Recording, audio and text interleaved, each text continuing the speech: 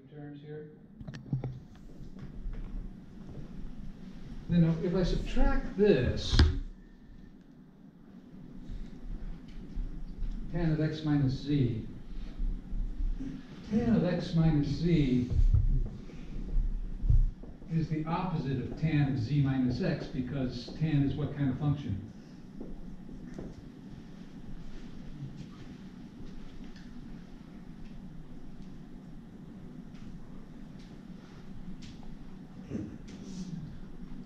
It rhymes with clod.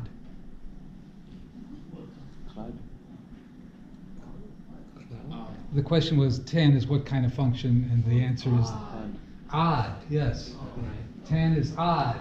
So if I reverse the difference at the input, I reverse the sign of the input, which reverses the sign of the output.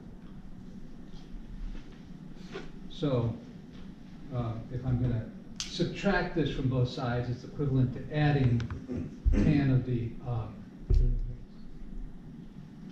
opposite difference, which is what I want in a way, except what I'm not quite getting what I want, am I? So I've got the left side on the right side, right? And over here I've got the opposite. I've got tan x minus y. Tan x minus, yeah, so I can reverse this, right? This factor here, and that'll make this positive, right? So I'm going to reverse this as z minus x. Now it is what I wanted, right? I contend this is more elegant than what you might have come up with, right? What's the other way you might do this? Which is kind of a morass. That's this word, morass. It's like a big mess.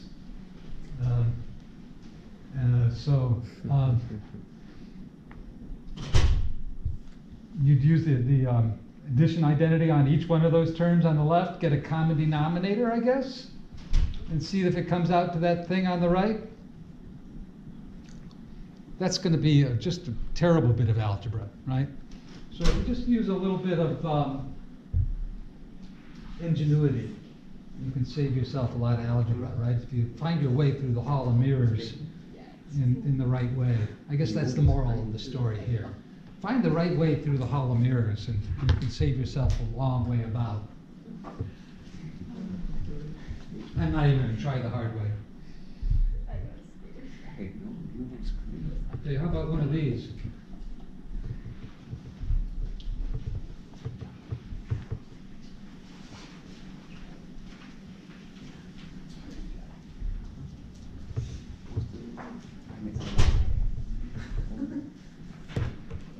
When you do we know what these things are? What is the sign of the superscript -1? What is that? Do you know? Inverse. Yeah, the inverse function, right? Not the reciprocal function, which oftentimes people confuse the inverse function with the reciprocal function.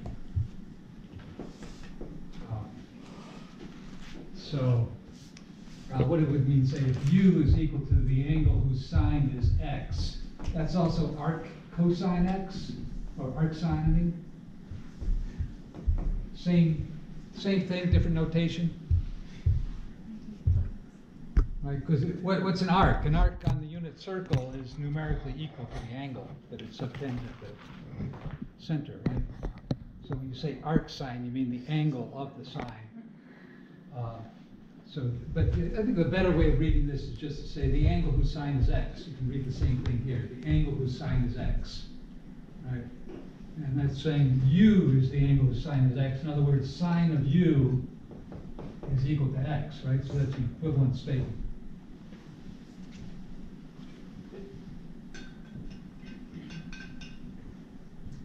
Okay. And I think it's a good idea to draw little pictures here, right triangle pictures. So if this is the angle whose sine is x, here, it's this acute angle at the base here. This is a right angle. Then if the hypotenuse is 1, what can I say about the legs?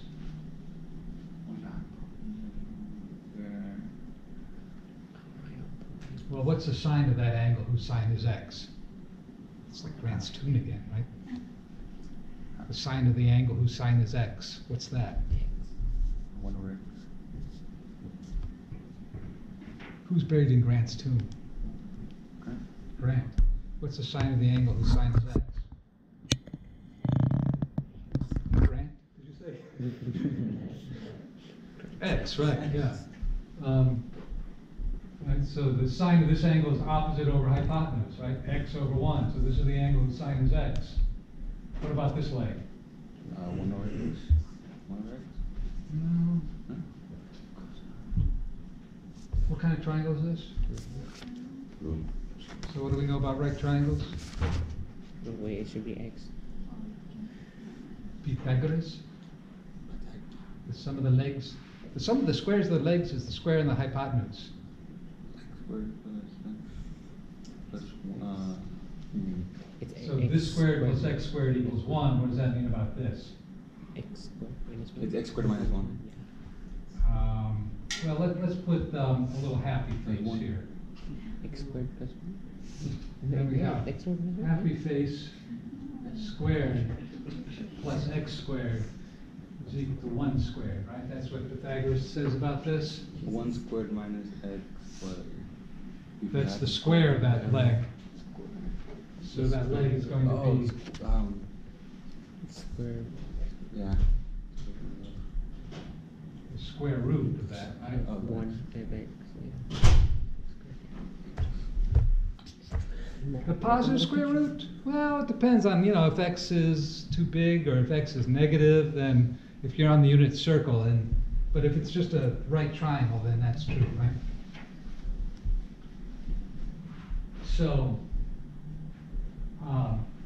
cosine of the angle, now, what do we know about the angle whose sine is x?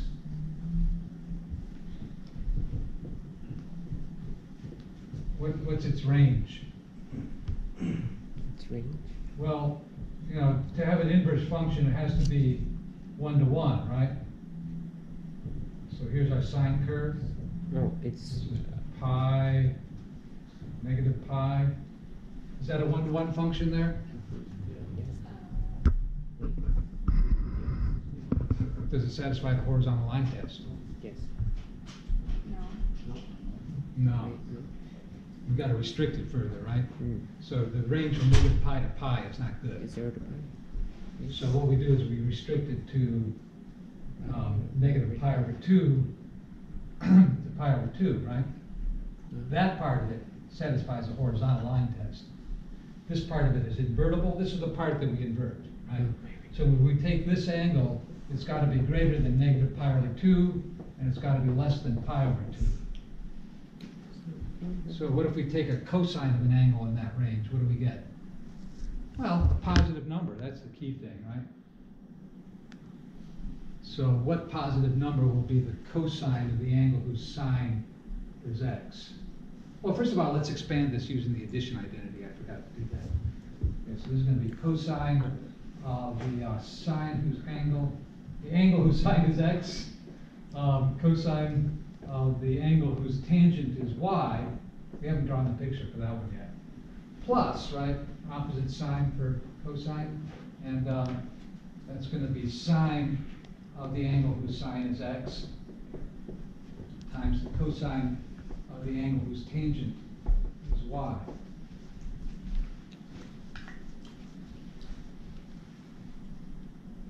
Yeah?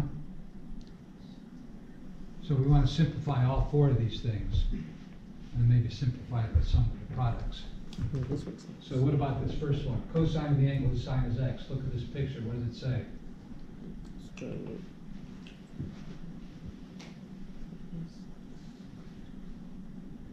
Cosine is adjacent over hypotenuse.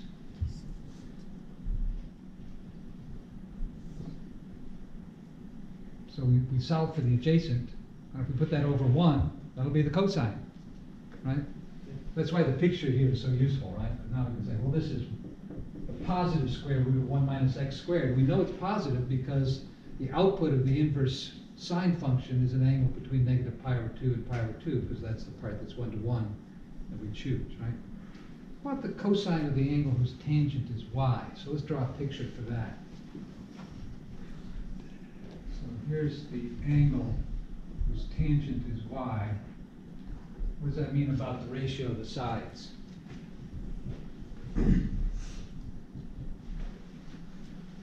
Now tangent is Here is one. opposite over adjacent, right? So if the tangent of that angle is y, then how can I label the opposite and the adjacent in a convenient way? Square root of 1 I want one of them to be 1, just for convenience, right?